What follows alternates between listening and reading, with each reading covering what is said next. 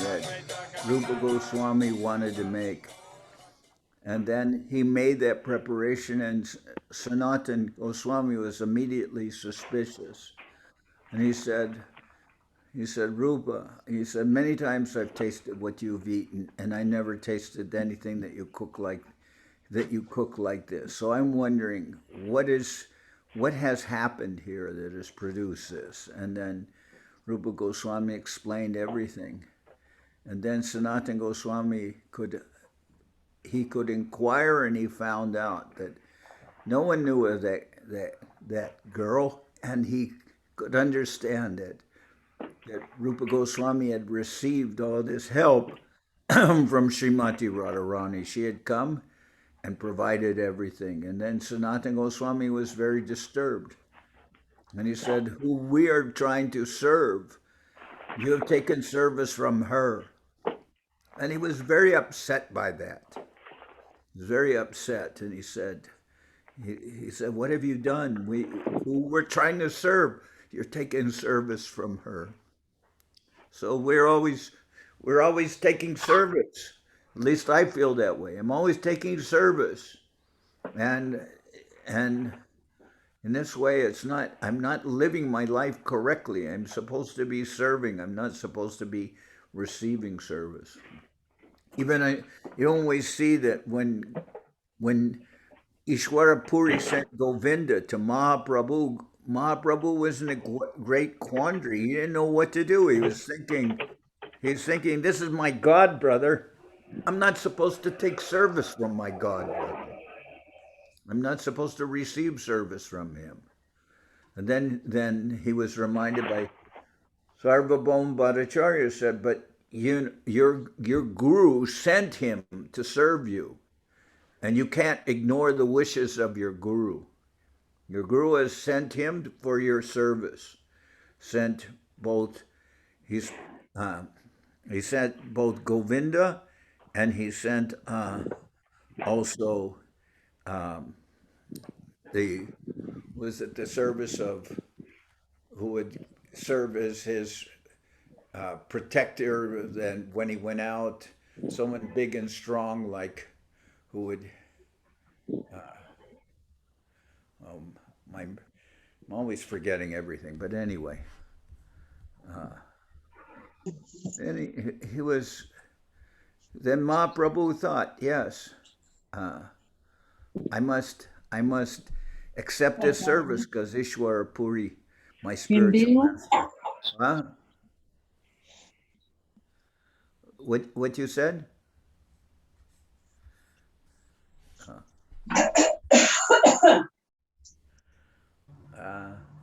So anyway, then Mahaprabhu engaged Govinda in his service. But at first he was thinking, I'm not supposed to be taking service from my god brother. That is that Govinda is a disciple of Ishwara Puri.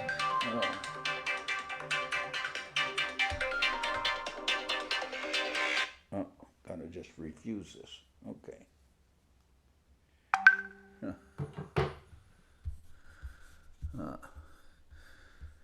So, like this, I'm always considering that I'm supposed to be serving the devotees, and I'm taking service from the devotees.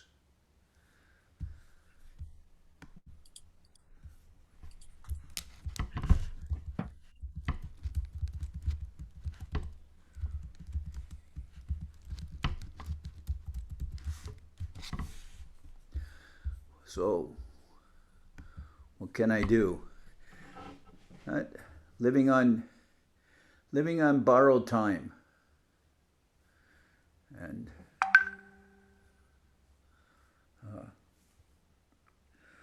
so now all of us are very much, waiting for some, indication of how we should proceed. It's very difficult. No one expected anything like this to happen. But the whole situation all over the world is very difficult. And I was talking with Puri Maharaj, and he was very ill. And I don't know. Anyway, one has to become more vigilant about one's own spiritual life, about how we can engage ourselves. And that's what I was always hearing Acharya Maharaj was speaking about. He's saying there's no time. One has to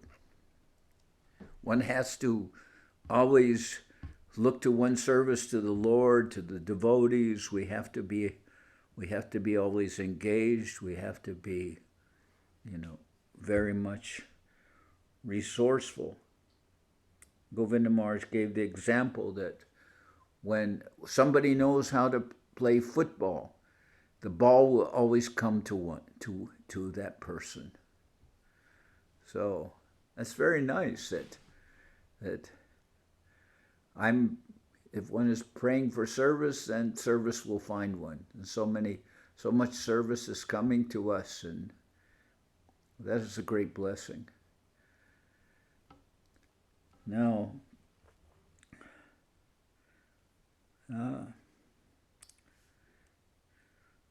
so all of you have the blessings of our acharyas. For me, I've been through this many times, 4 times.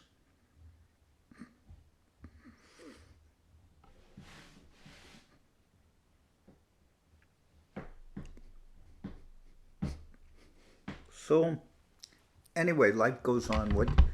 One has to keep on looking for service. So, does anyone have a question they want to ask me? I'm here for the service of the devotees. If you can engage me, that's good.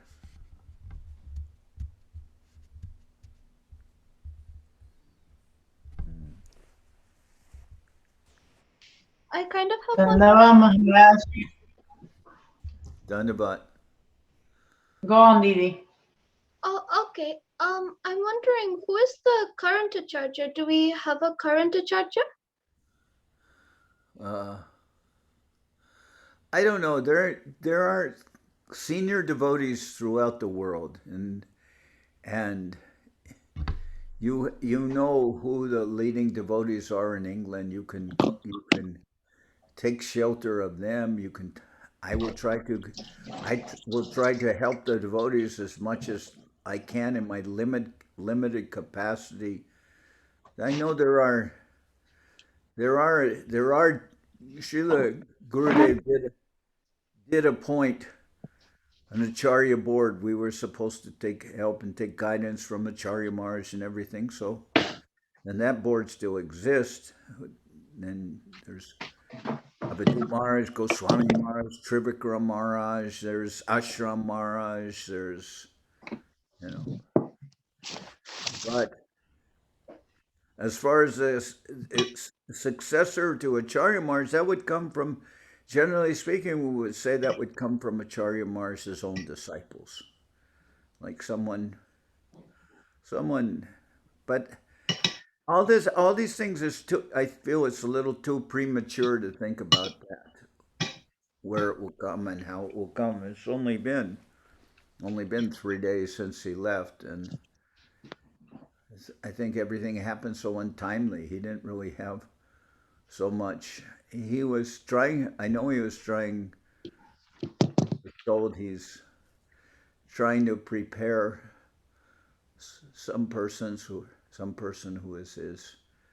But I don't want to talk so much about that because I don't really know. I don't really know so well. But I believe in these days we will attend to what we have to do, which is we'll have meetings about Acharya Maharaj and glorify him, and that's more or less what we'll do now. And later we can see how all of us individually will go on. But you're young, Ananga Manjari. You can look to so many persons for guidance, right? Isn't it? Yeah, it's true. I have all the devotees actually. Yes. And in England, there's so many nice devotees. I was there, and I saw was in the presence of so many really fine persons, really good persons. So I think you have some shelter there. Thank you. Thank you. You can go to you're near the East London Temple, right? Yeah. Okay. And I met many nice devotees there in East London Temple. So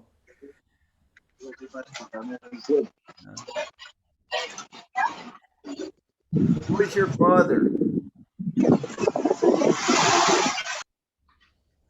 Ananga Manjari, who is your father? Gautam Krishna Das. Okay. And your mother? Shankari Das. Okay.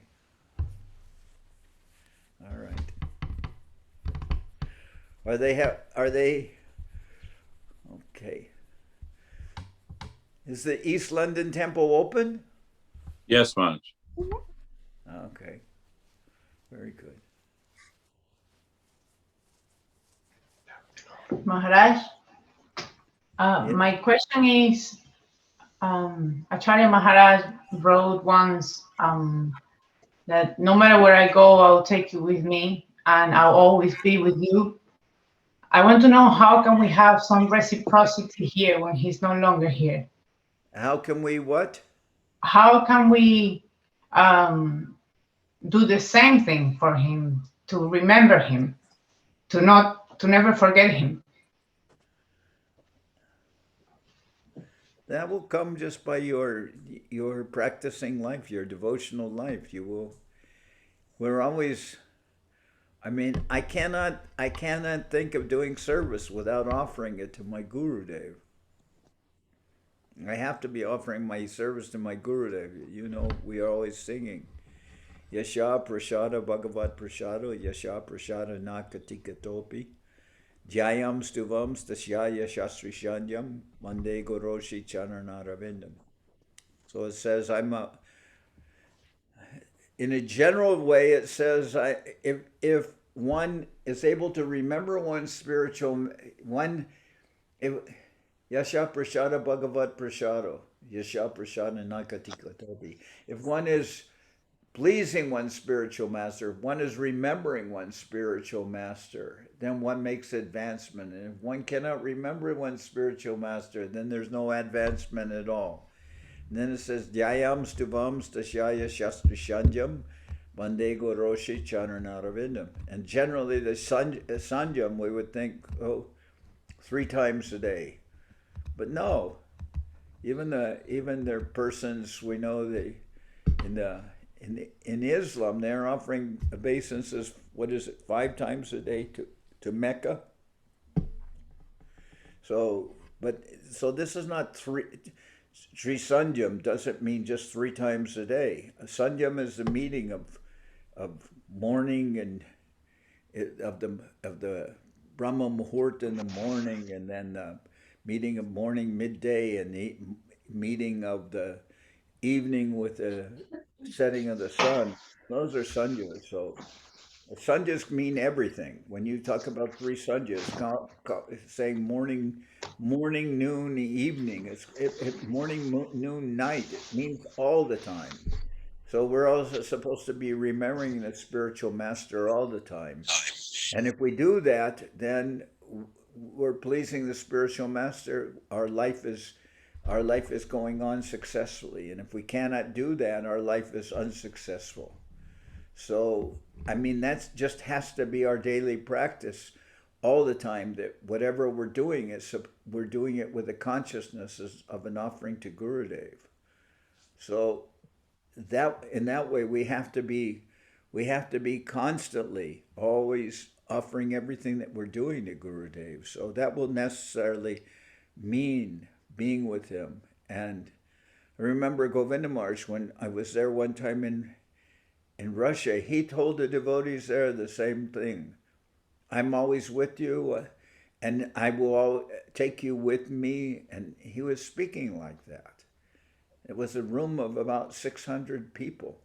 And he was speaking that way to all the devotees and he was saying that your time in this material world is finishing and everything. So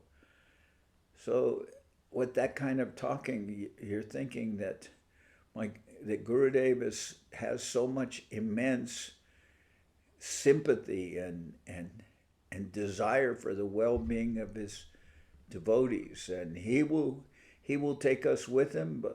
But remember, in India there was an example in the scriptures. Well, there's an example, I should say, in the scriptures of two kinds of transportation. I mean, the transportation is not so much referring to Uber. They're not referring to Uber. They're talking about two ways of transportation. The monkeys, they're being transported by their mother, and those monkeys, you've probably maybe seen them. The monkeys jumping and running, and they have a small monkey underneath them, like underneath their belly, and that monkey is hanging on, and they're jumping from branches to branch, and they're carrying with them this small baby monkey that's hanging on to them. And that was one example. And the indication of that example is that there's also an endeavor required from the disciple, that the spiritual master is, or that the devotees are carrying us, but we have to hang on ourselves. Then there was another example of the cats, because we see that the transportation of the kittens was different, because the mother cat would grab her babies by the neck and carry them, like by the skin of their neck. Has anyone seen that? You've seen any cats carrying their babies like that? Yeah. Yeah. So that's the other kind of transportation, and that's maybe a different angle of vision where and we could say maybe there's some application of that also on a higher plane too, that one is dependent on the Lord and the Lord is just carrying one. But it is sometimes said, anyway, I'm not so versed in this, but it was said that the cat example is referring to some vision of the Alwars. Now we're not following the Alwars so much, and the other our vision is related with how the monkey is holding on to around the back of his mother and hanging there, and then the mother is jumping. The mother needs her front and back feet for jumping and swinging from one branch to another, and the baby it's his business to hang on. Maybe sometimes, occasionally, a baby is dropped like that because the baby doesn't quite get the grasp of it or something. But that's supposed to be that we're supposed to be endeavoring from our part. But if Gurudev says he's going to take us wherever he is, and that means to that divine plane, then I will think that that is, that one has that indicates that Gurudev is giving us some kind of sukriti. Some kind of sukriti is coming through Gurudev, and that will carry over to us. But at the same time, one has to be very strong in one's devotion. And then Govinda Maharaj said, "Well, are you thinking that you will see Govinda Maharaj and how Gurudev will reveal himself to us? That I'm not so realized to be able to say that, but one shall be able to recognize one's guru." And I don't know. I took a train once in India, and I came to where Srila Prabhupada was. And when I came there, I always had this feeling when I was with my Gurudev that I could not measure him. It's like, Vaikuntha Vritya. Things are not within our understanding. They're not within the limitations of our mind and senses. So how I'm to perceive things and how I'm to be able to understand things, then I will get some understanding, but it's not necessarily within my mundane calculation that I can figure these things out. Like, if I'm to connect the dots, I don't know. I'm not so good at conjecturing how everything will happen, but I guess we'll have to proceed with living on the basis of our faith, and our faith will carry us forward if we can maintain that faith. So many difficulties come to test the devotees, to test me. So many difficulties will come to test us. And it's not a punishment. I mean, we're not to look at this as a punishment. One can feel oneself that, oh, I've lost that ashraya, I've lost that shelter I had. Now where will I go for shelter? I think that's what Ananga Manjari is expressing, I lost my shelter, where will I go for shelter? What can I do? And there's that sense of, what can you say, of distress.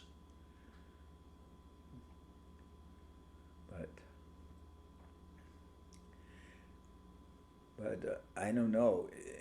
One of the symptoms of Sharanagati is that one realizes one has no shelter in this material world, or one has lost the shelter that one had before, that someone made some material calculation that this will help me. Now I have a good paying job and I'm accumulating money for my retirement.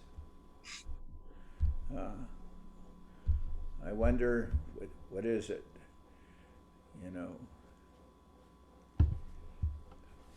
Now, what is it? Dwarkas under the ocean? That's what we hear. I wonder if people in Dwarka. Well, people in Dwarka, of course, they had the shelter of Krishna. They didn't need insurance. Earthquake insurance. Are they selling pandemic insurance? Do they have that? No, I don't think so. No? There'd be too many payouts on that, wouldn't there? There'd be too many what? Too many payouts on that. Well,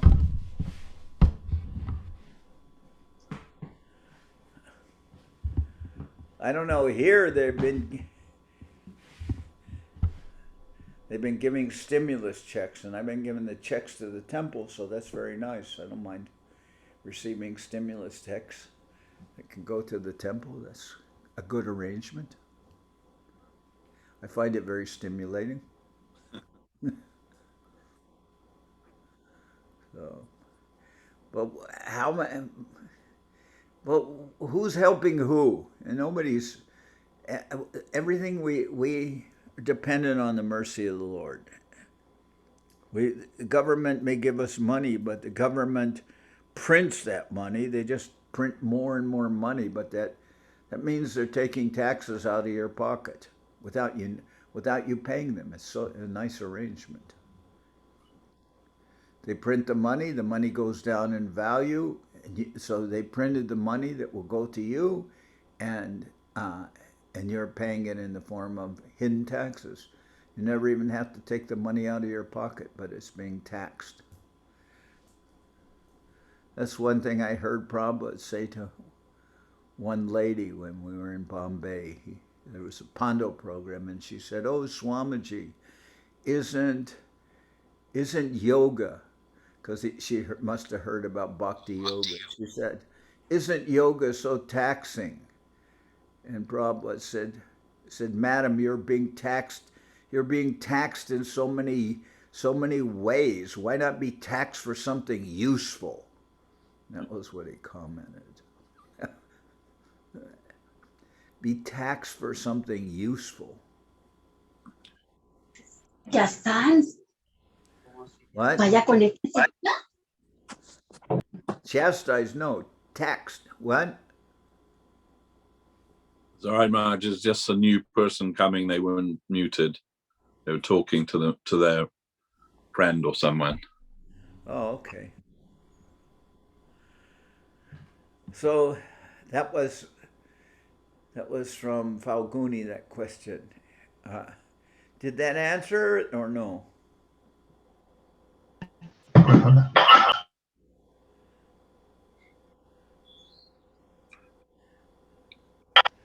Yes, Maharaj, thank you. All right. Maharaj, yo tengo una pregunta, ¿puedo hacerla? Yeah, you want to do it in English? No sé inglés, Maharaj, pero, Okay. pero Yeah. Mahamantra Prabhu puede traducir, me imagino. Ah, no, ¿quién está hablando? Yo pensaba que era Gorachandra. ¿Quién habla? Hariananda. Oh, Hariananda, okay, de España. Sí, Maharaj. Mahamantra Prabhu is doing the translation, Maharaj. At the Okay. moment. I can translate it too. But Okay. La pregunta es la siguiente, Maharaj.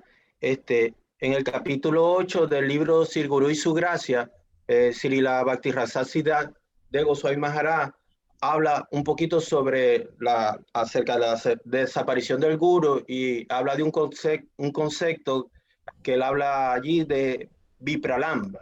Es el sentimiento de separación y dice que esa es la prueba más elevada. Y quien la logra superar, entonces es la cosa más auspiciosa en la conciencia de Krishna. Mantenerse firme y recordar al Guru con ese sentimiento de separación, y que incluso es necesario. Mi pregunta es, entonces, ¿qué puede hacer uno a pesar de tanto dolor? ¿Cómo hacer efectivo ese vipralambra? O sea, ¿cómo sobrevivir con ese sentimiento de separación? pues el samadhi de Sridhar Maharaj se llama, como en inglés, ¿no? Union and separation. Do you know the full title, Devashish, of that? Yeah, the Temple of Union and Separation. The Temple of Union and Separation. So that it's saying that in English. Está diciendo en inglés sobre el Samadhi de Guru Maharaj. Union and separation. La unión en la separación.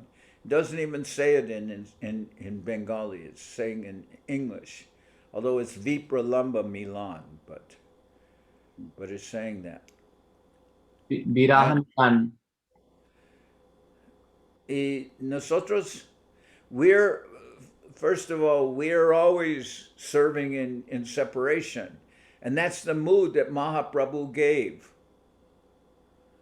One time, one person said that meeting is higher than separation. And that's wrong.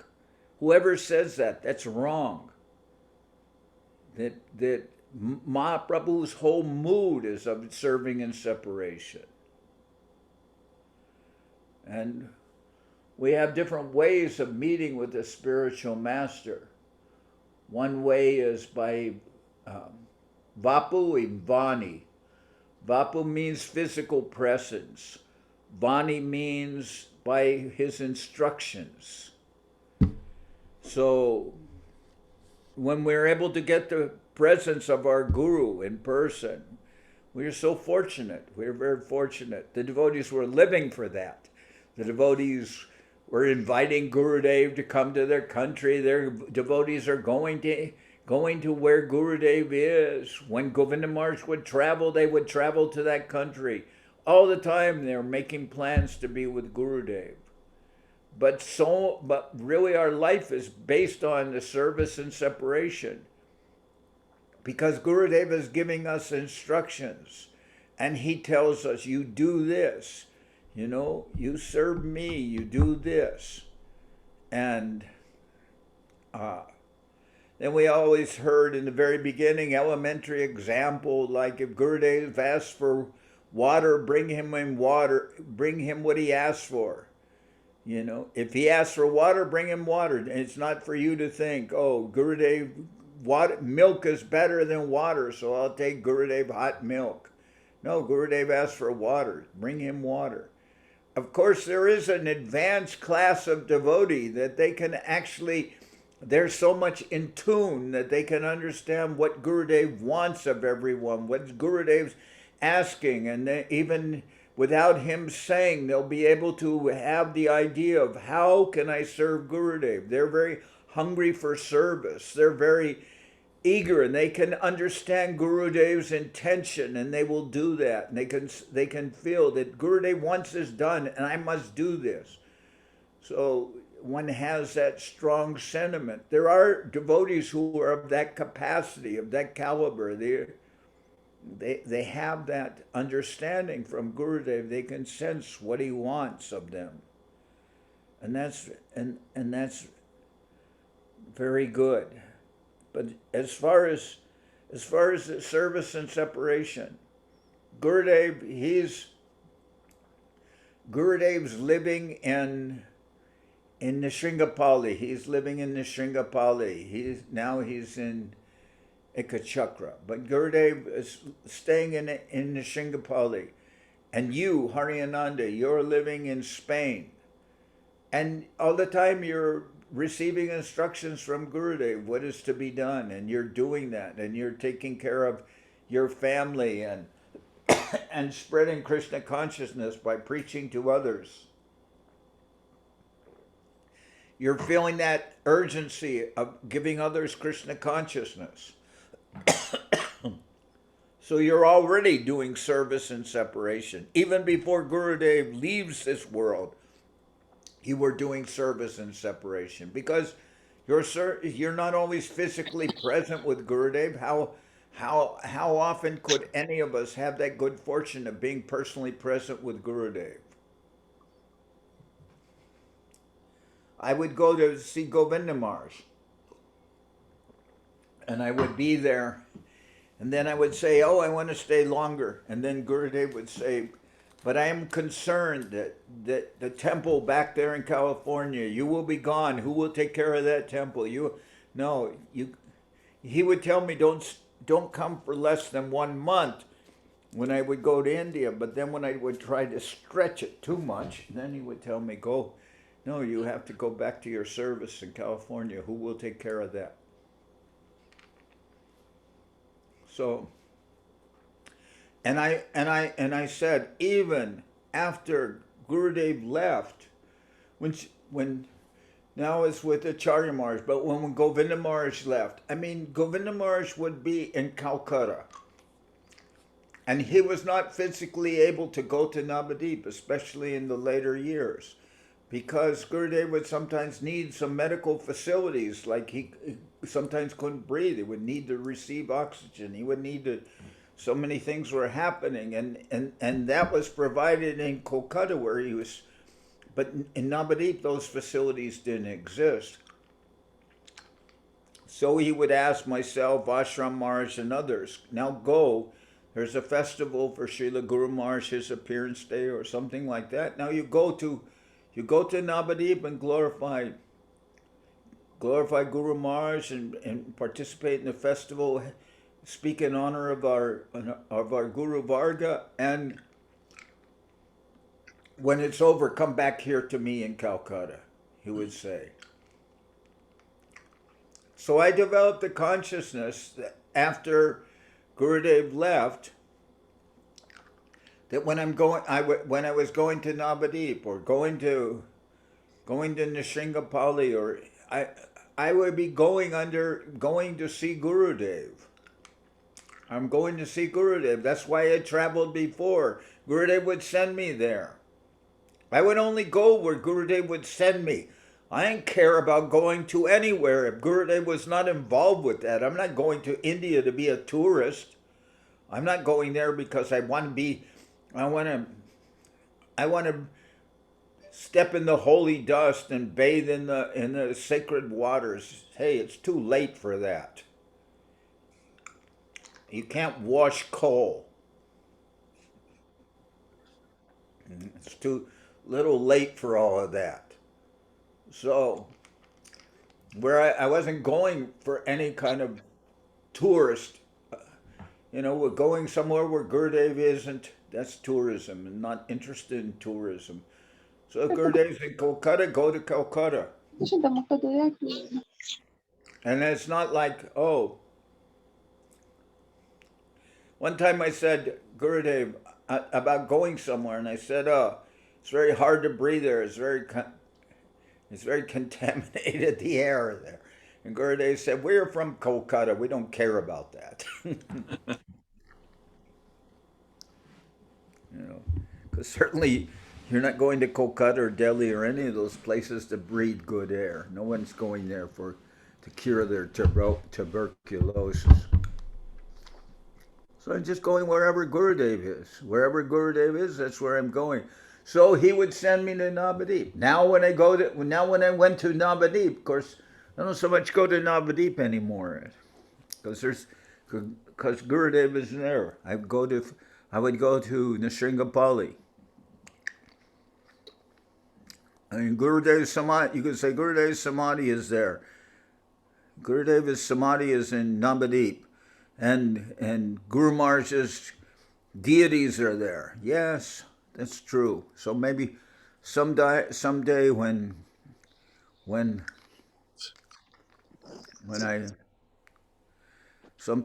going for my service somewhere near there, I'll stop in and offer my dandavats.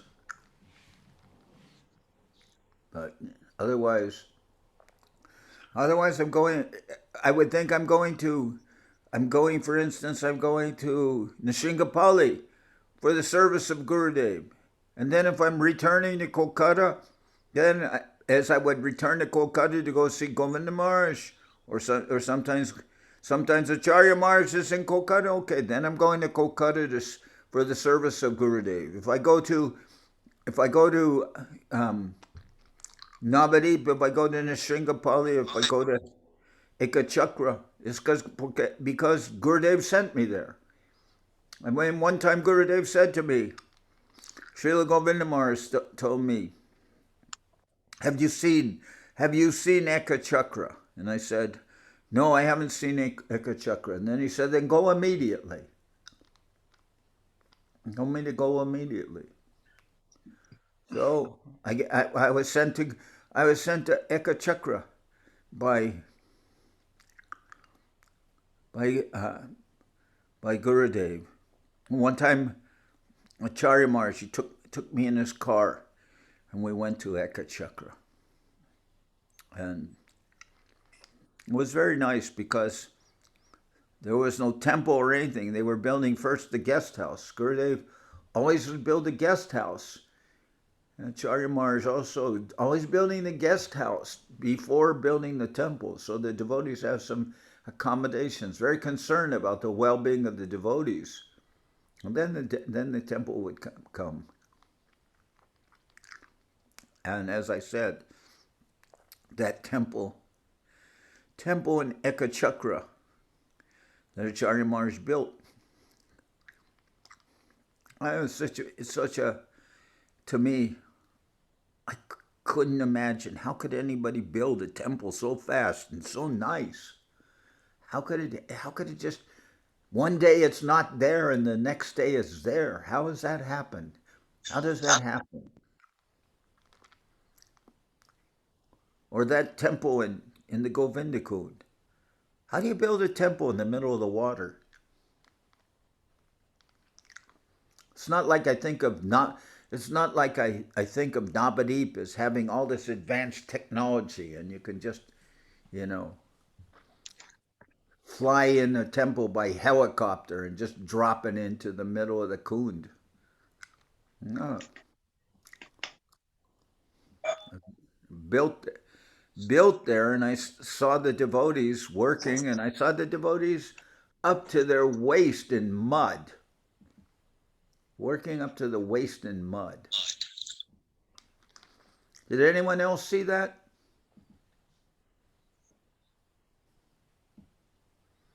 Did anyone else see them building the temple, and they call it the Jal Mandir? Only by photographs. Huh? Only by photographs.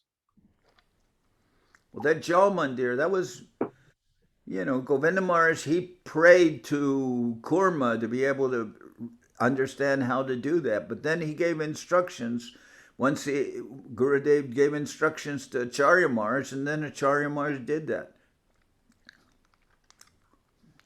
I wouldn't have been able to imagine how to build a temple in the middle of a kund. Speaking of kunds, I remember somebody made some charges against I think Bhaktisiddhanta Saraswati Thakur during his time. You've seen this. You've seen the legal system in India. It's so crazy that you can say that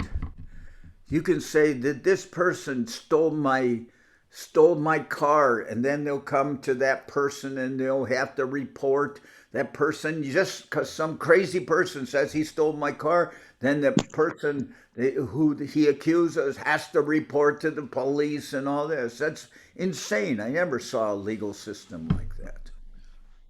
But that was going on. Charges, counter charges, and all that. So we'd see that with Acharya Maharaj, and I remember Santosh. It's Santosh, right? Santosh, one time he was saying that his whole life was upended because he had to go to the police department to make testimonies on so many cases that were charged against him. 3, 4, 5 times a week he'd have to report to them for different cases against him. Santosh, and he was thinking, my life used to be peaceful, and now it's like this. All the time I have to go I have to appear before the magistrates and talk because somebody made some false charges. So somebody made some false charges once against Srila Saraswati Thakur. Then one of Srila Saraswati Thakur's disciples went to the police department and said, I want to charge this man who had made these charges. I want to charge this man with theft. What did he steal from you? He stole my pakur. He stole my pond. That person stole my pond. And the police is like, what are you talking about? How can somebody steal a pond? And he says, I'm charging him. He stole my pond. Now write it down. Put it down in writing. He stole my pakur. You're saying you don't verify anything. You accept false charges from other people. Now I'm telling you, this man stole my pond. Now I want to charge him. Write it down. That's the kind of Anyway, perhaps going off topic a little bit, but that's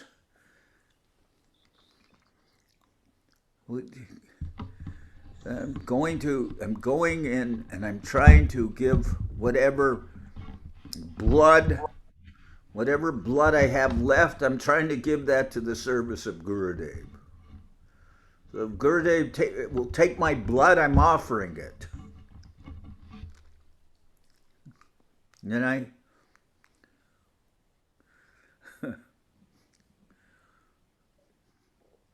I was with Srila Prabhupada in South India,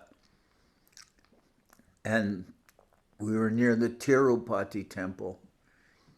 And he was trying to preach to one man who was one of the ministers. We were staying in the house of the chief minister because they didn't have adequate facilities for Gurudev. So they gave the bungalow of the chief minister. At that time, his name was Brahmananda Reddy. So Prabhupada was there. And then the finance minister of Andhra Pradesh at that time where we were staying in Tirupati is part of Andhra Pradesh. Now they have two states there, Andhra Pradesh and I don't know what's the other state. It used to be Andhra Pradesh, and that's one state. Does anyone know the other name of the other state? Telangana, Maharaj. Telangana. Okay. So is Tirupati, is it in Telangana or is it in Andhra Pradesh? Telangana, huh? No, I think it's in Andhra Pradesh. Okay. So we were staying at the temple, in the bungalow of Brahmananda Reddy. He was the chief minister there in Tirupati. And the finance minister came to see Srila Prabhupada.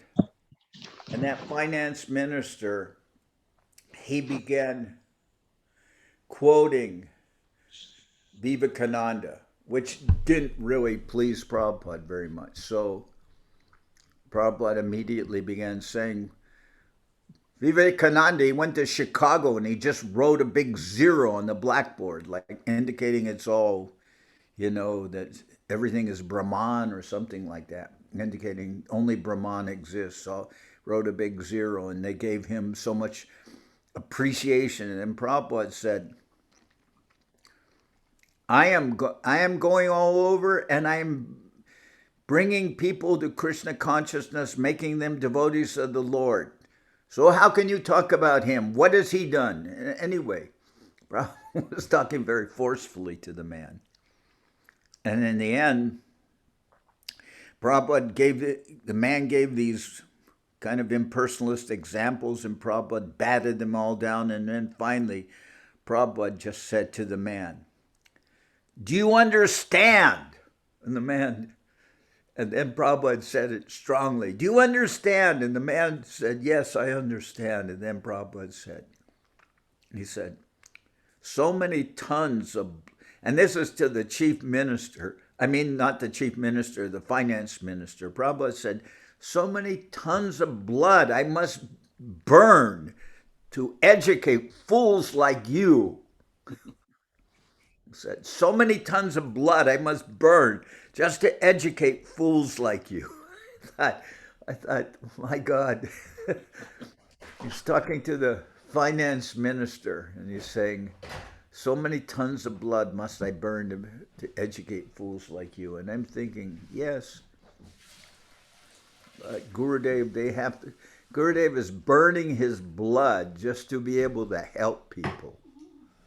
And that's really what it's about. I have very little to offer to Gurudev. Maybe I can offer him some energy coming from my blood or something. I don't know. No, Prabhupada was talking in that way.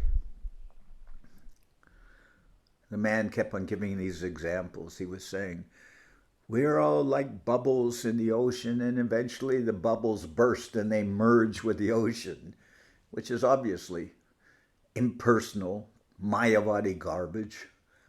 Man was saying like that. Then Prabhupada said, you try to understand, inside the ocean there are sharks and aquatics, and they live all the time in the ocean, and they don't burst as bubbles, and they don't evaporate, and they don't merge into the ocean. They always live in the ocean.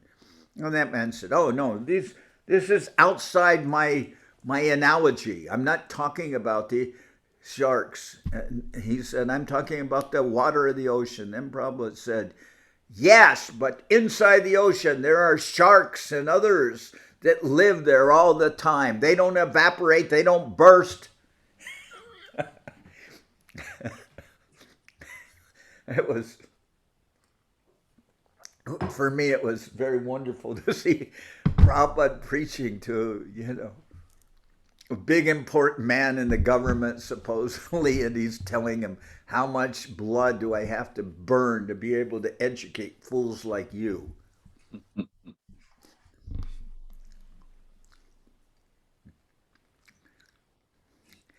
That's what Prabhupada told to his godbrothers.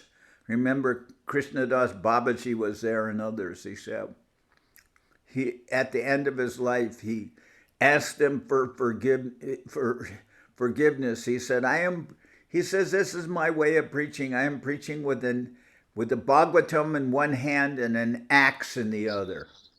I said, that is my style of preaching, with the Bhagavatam in one hand and a hatchet in the other. I was really feeling that when Acharya Maharaj was preaching, sound was coming so strongly, so wonderfully, that I felt like, oh, now Govinda Maharaj is gone and Acharya Maharaj is giving so much of this current. It's coming from him. I was really feeling that. I was listening to him. When he would preach, he was never at a loss for words. You turn on, and immediately, without any kind of preamble or anything, he was straight away. And of course, he was greeting all the devotees. It was very personal. He'd say, Gauranga, or this person and that person. He'd say, in Russia or in Ukraine. And then they would answer.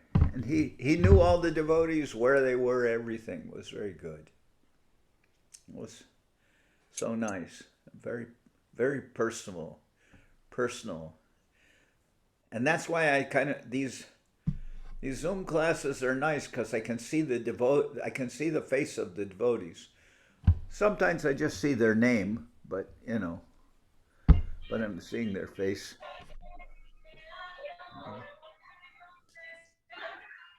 So, anyone else have a question? I don't know if I answered Hari Ananda's question. Did Lakshmi Kanti translate it? Mantra. Sí, Maharaj, Mahamantra Prabhu tradujo. Thank you very much. Muchas gracias por la respuesta. ¿Dónde está Mahamantra? Está aquí, está en la conexión, está allí. I'm here, Maharaj. Dandavad pranams to your feet. Where? Let me see. I'm here, Maharaj. Okay, where? I'm looking. Where is Mahamantra? Oh, there you are. How are you? I'm trying to go on, Maharaj. Feeling very sad. Yeah, of course.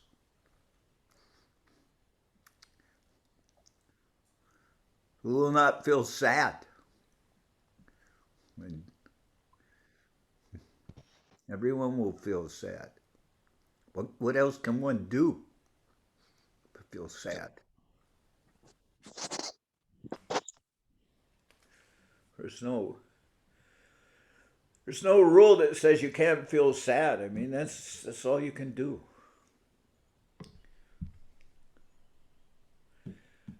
And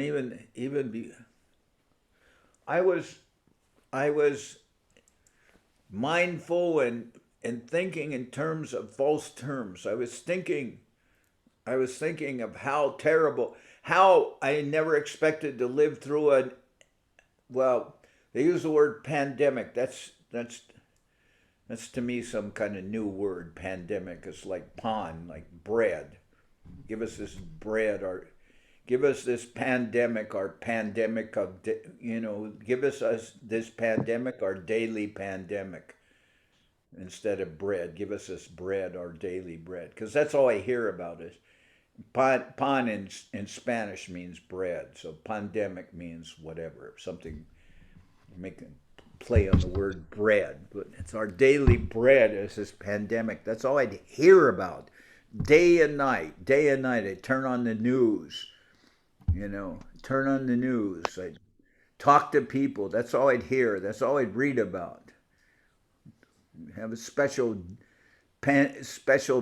channel in my dreams. Maybe the pandemic channel would tune in, and now an announcement. So I was thinking that, God, I never expected to live through an epidemic, because I thought pandemic means epidemic. I never expected this, not epidemic, not even an epidemic. I never expected to live through a plague. That's what I was thinking. A plague, like the bubonic plague or the black plague. And now I'm living through something like that. So I thought that's very disgusting, very annoying. But not in the sense like unexpected, but okay, surprised. And they're saying, oh, this all happened because some pig ate a bat or something. I don't know. I don't know what kind of, what do they say? Ishanuga, what do they say? How do they say this started? Some pig ate a bat or something, or I don't know. So many stories. Huh? So many stories. Yeah, they're exactly. That's all they are is stories. It's just stories. But anyway, I thought that was very bad. But now I'm saying that wasn't bad at all. That wasn't bad at all. It's just nature of this material world. There's always something going on in this material world. And what do they say? The whole purpose of being in the material world is that, all the news that you're getting, according to, I guess, Maharaj Yudhishthira, when he's asked, who asked Maharaj Yudhishthira was asked by Yamaraj. How did Yamaraj come and did Yamaraj come as a yaksha? Boy? What? As a yaksha, guarding the lake. Okay. So he's asked. So what does he ask? He's asked, what's the news? And what did he answer? What is the news of this world? That at every moment people are dying and they're being dragged to the court of Yamaraj. Right? That is the nature of this world. So pandemic or not, without a pandemic, you'll still die. You don't need a pandemic to die, do you? No. People die of so many ways. People are run over. There's train wrecks. There's everything. Always some new variety in this material world. Many new different ways of dying.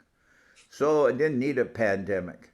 But that was not so bad. That was that's just the news. But when Gurudev leaves the world, then that's something completely outside the nature of this world. That's something by the divine will of the Lord, divine arrangement.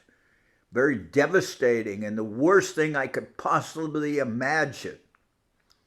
As Ramananda Roy said, what is the greatest pain in this world? And he said, outside of separation from the devotees, I don't know of any unbearable pain.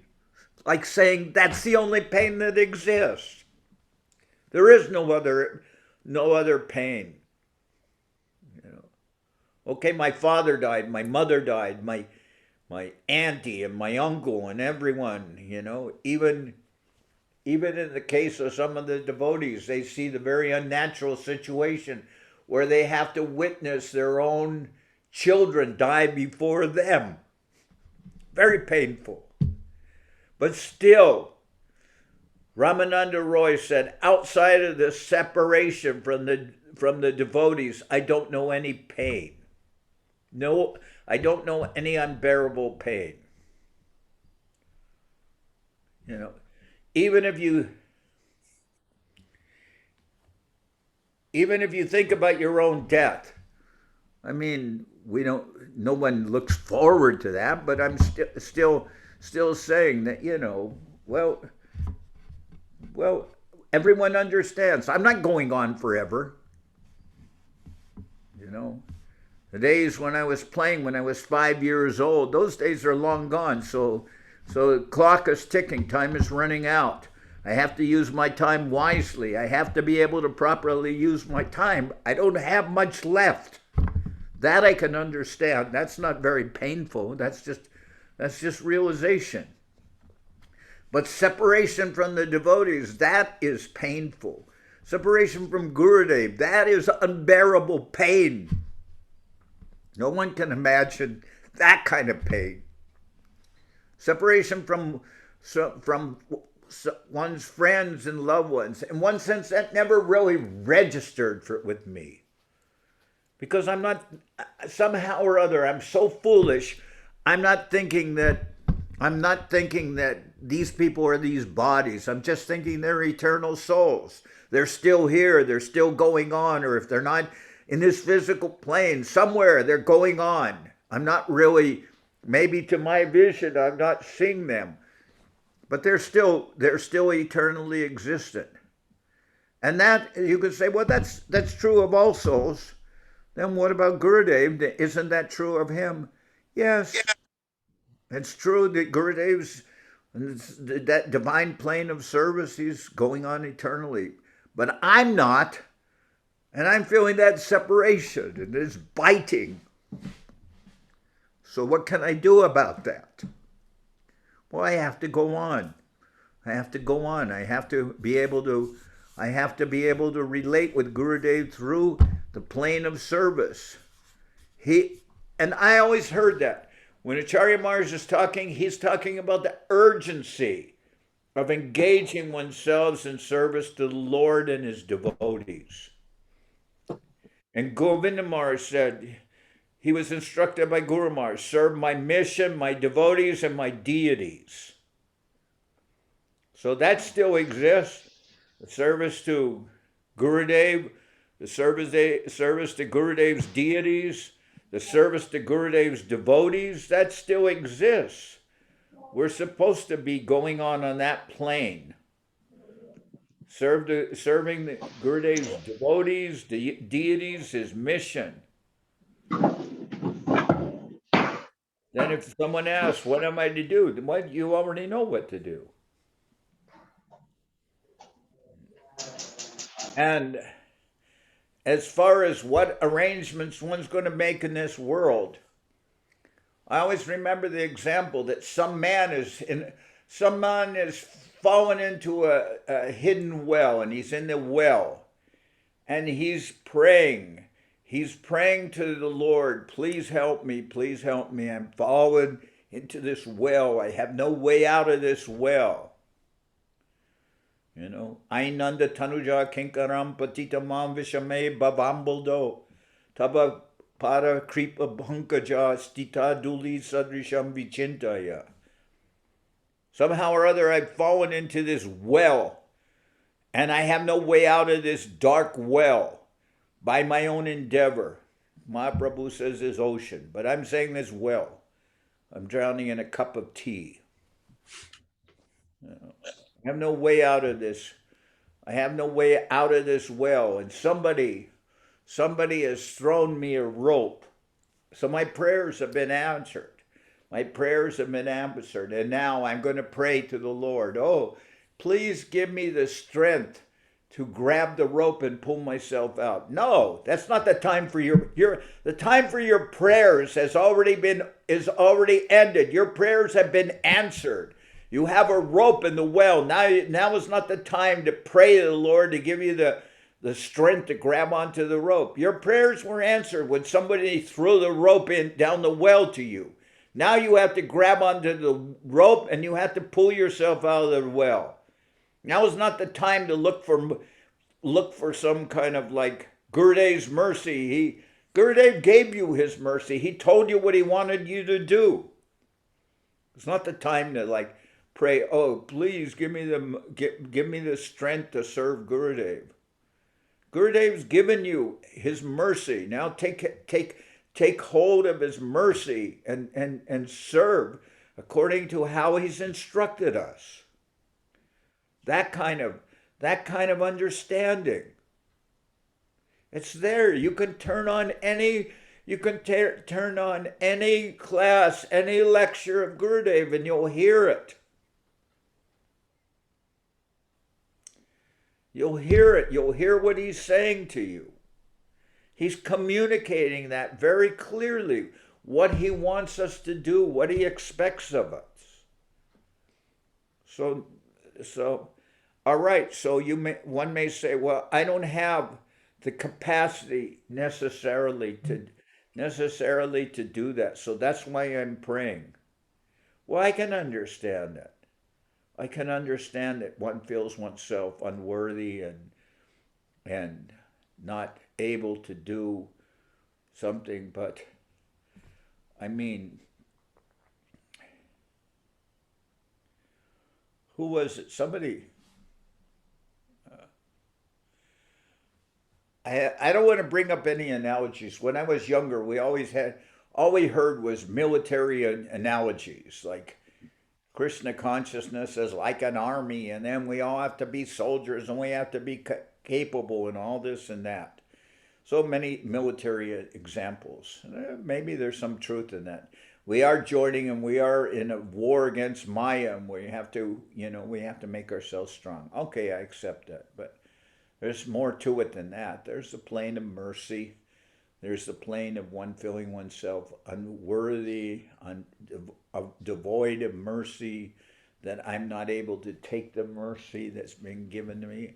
One can understand that. I mean, I'm not a Marine. What is it? On the battlefield, there are only two kinds of men: the quick and the dead. All these kinds of military analogies. But like within Krishna consciousness, there's so many nice children, and I saw that with Srila Govinda Maharaj. Govinda Maharaj giving a class or speaking. He's in the temple, and some child comes up with a flower and gives it to Gurudev, and he stops whatever he's saying. He receives the flower from the child, and he acknowledges that child's being and presence, and gives his blessings to the child. Then he returns to what he's speaking about. He's not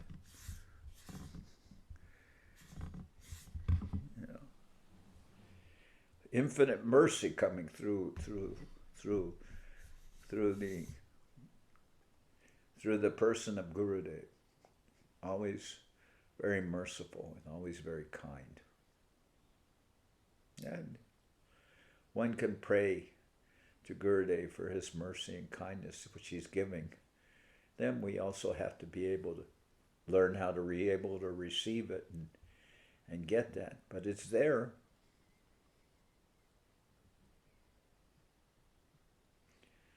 One time.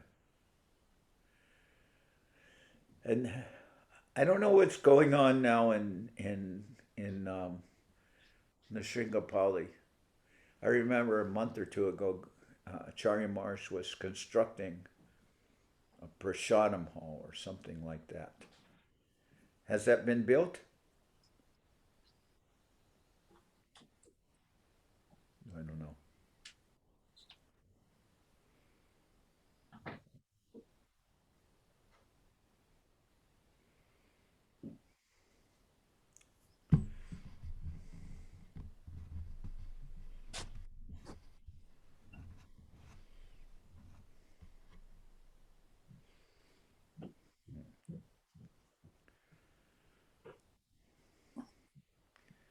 remember also Srila Govinda Maharaj, he said he got help for building the temple. He got help from one Muslim man who was a friend of his. Muslim man gave him some money for he gave him some money for help building the temple. And then Govinda Maharaj said, but with the Muslims, they won't take any interest. If they give you a loan, it's against their religion to take interest. If they give you a loan, they will not accept any interest. But this man gave some money to Govinda Maharaj, and then Govinda Maharaj offered Govinda Maharaj knew, but still he offered, here, let me repay you with interest. And then that man said to Govinda Maharaj, you think I'm not a Muslim? You think I'm not practicing my religion? You're offering me interest. You think I'm not a Muslim? He's a friend of Govinda Maharaj, so of course he said that in a good-natured way. But even the Muslims, they're helping. The man would not take any interest on his loan. He said it's against his religion to take interest on a loan that he had given. So everyone has. I did not know. I wasn't thinking that one time was asked by Gurudev for some help, some money to build this, build the Prasadam hall, build this. And he said, I will pay you back. And I said, I don't want paid back. We'll give, but I don't want paid back. I don't want paid back for giving. I want to be able to offer service. I don't want be paid back. So that way I'm becoming a good Muslim.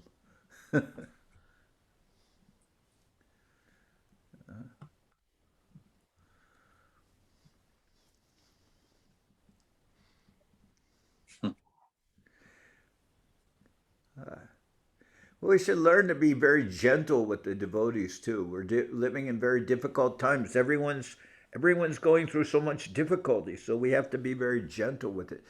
Gentle with the devotees, kind-hearted to them. Sometimes when we were a little radical, Prabhupada used to call us young Turks. That's,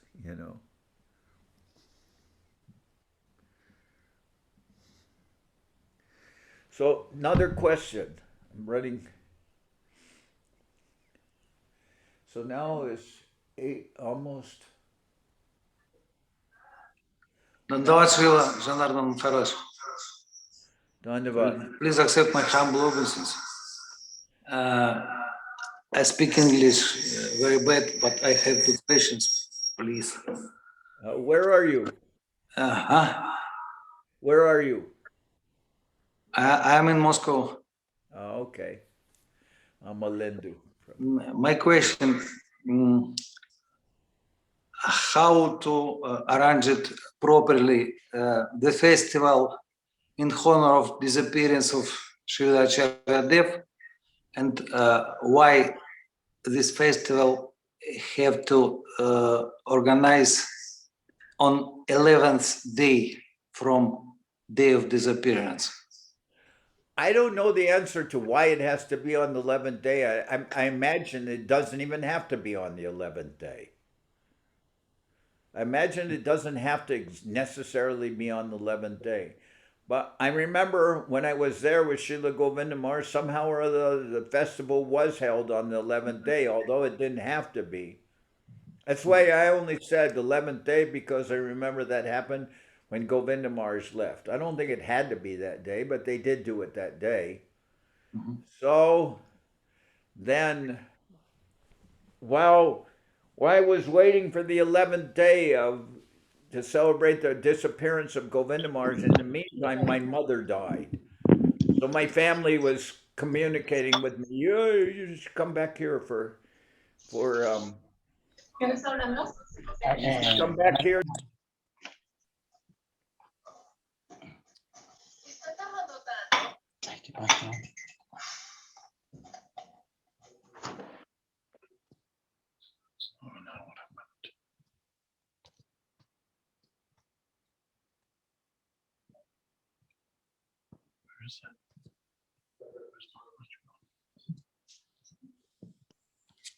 Dandavaj Maharaj, está el micrófono desactivado. Where is he? How'd that happen? I don't know. But anyway, Amalenda was saying, does it have to happen on the 11th day? And I said, no, I don't think I don't think there's any rule that it has to be on the 11th day. But with Govinda Maharaj, it did happen on the 11th day. So I stayed there in Navadip waiting for the 11th day. And then we had the festival. But when Guru Maharaj left, I called up Govinda Maharaj.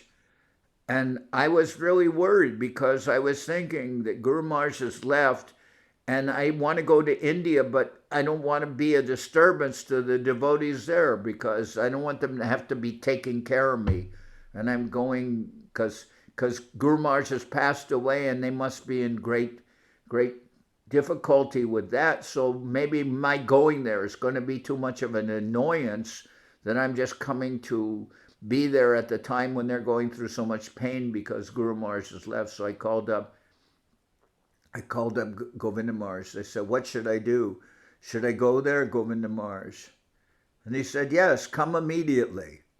And I said, well, I didn't know I should do that. And he said, yes, you can do that. And he said, but he says, I don't want to ask anyone. If I have to ask somebody, he says, it ruins everything. So I don't have to ask, but just come.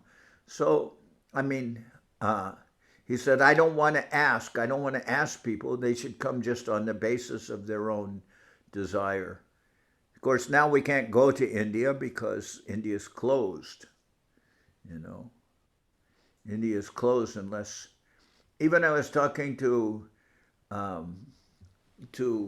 Shanta Maharaj. He says it's very hard for us to move from one place in India to the other. Some places, I guess if you travel, you have to go into quarantine. I don't know. So it's very difficult. But, so I don't think it has to be, but 11th day was good because it gave people time to get there. Maybe get people time to get there and be there for the festival. So actually we had programs for Acharya Maharaj. We had programs on Sunday. We had programs on Monday. And so don't have to wait for 11 days. But I think if on 11 days there is a worldwide meeting, that's good. It gives all the devotees a chance to meet together and come together. And if it happens on that, like on the 20th, okay.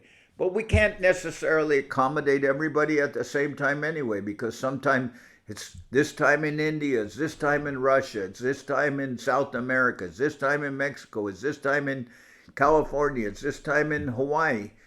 It's not going to be the same time anywhere. It's going to be 9 o'clock in the morning for somebody, and it's going to be 9 o'clock in the morning for somebody, and it's going to be 3 in the afternoon for somebody, and it's going to be 4 in the morning for somebody, and midnight for somebody else. So how can you accommodate everybody? But I guess if they're able to do a nice program on the 11th day, that's nice. And we can all, as much as possible, join in. And if we can't join in together in each temple, they can do a program, and then like the sun rising in different places can be this program going on, starting in this place, ending in another place, starting in this another place, like the moving of the rising sun. Good, nice. I don't know. I thought, oh, 11 days should be, but no, it's not 11 days. Acharya Maharaj is the Acharya. He's not like, he doesn't have to have a Shraddha ceremony or anything like that. It's not Shraddha, As Maharaj, and how to properly organize a festival in small group? They can all the devotees. Festival in honor of disappearance of Srila Acharya Maharaj in small group of devotees.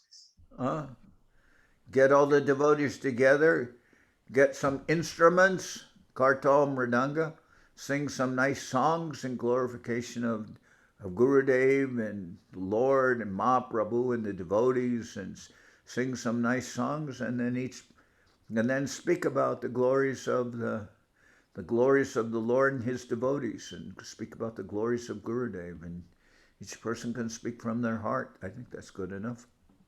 Will work nicely. You can do it. Everyone can do this. Not difficult.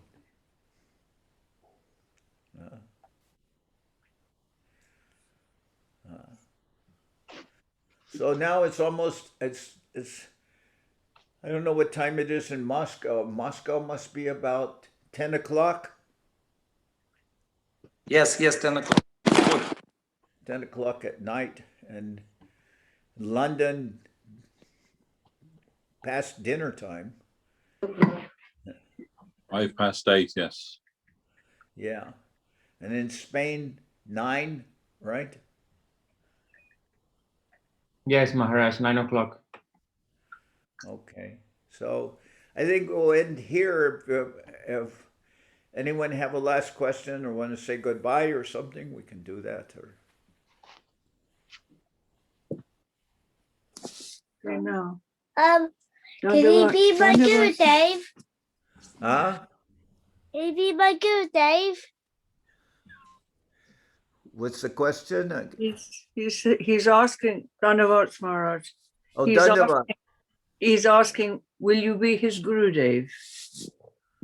Is his question to you. When he's a little older. I'll give him as much love as I'm able. No, you see, he's going to give you as much love as he can give you. So you don't have any worries, all right? Yeah. That is it, actually. As much love as you can.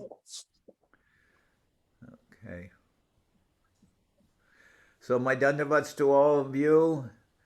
I'm happy to see all of you. Difficult times, but you know. We're all very grateful that we have you. I'm very grateful I have you guys, because it gives me, at least I have some support, you know. That's nice. Like one person once asked me, he asked me, well, I was in ISKCON before, and he asked me to return ISKCON. And I kept on saying this thing and that thing, and then I said, oh, okay, I'll ask Srila Govinda Maharaj, because he gave me many reasons I had to return. I said, I'll ask Govinda Maharaj. And then he said, oh, you're telling me you're not a street dog, that you have a master. And I said, yeah, that's exactly what I'm telling you. I'm not a street dog, I have a master. So that's what I'm telling you. That's what I said I'm telling. So I am indebted to all of you. You're all here. And I'm very fortunate to have all of your association. It keeps me, if nothing else, it keeps me busy. So my Dandavat pranams to everyone. Jai Maharaj, Dandavat. Dandavat. Hari. Dandavat Maharaj, Dandavat. Dandavat Maharaj. Dandavat.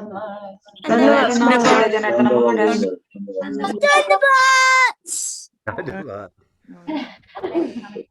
Dandavat Janardan Maharaj, Dandavat devotos, todas las devotas, Dandavat. Dandavat Maharaj. What's his name? Nitai. Huh? Nitai. Did you say what's his name, Maharaj? Nitai. Yes, this is Nitai. Dayal Nitai. Dayal Nitai. You gave Dayal him Nitai. You gave it a long time ago. How old is Dayal Nitai now? How old are you, Nitai? 5. 5. Okay. Oh, I haven't seen you since maybe, what was it, 2 years? The last time you were in London. Yeah, about 2 years ago, I think. Yeah. Something like that, Maharaj. Okay. Amolendu. I hope we'll meet again. How do you say good night in In Russian? Yes, yes, Maharaj. Good night. Yeah, in Russian, now you say. Спокойной ночи. Oh, yeah.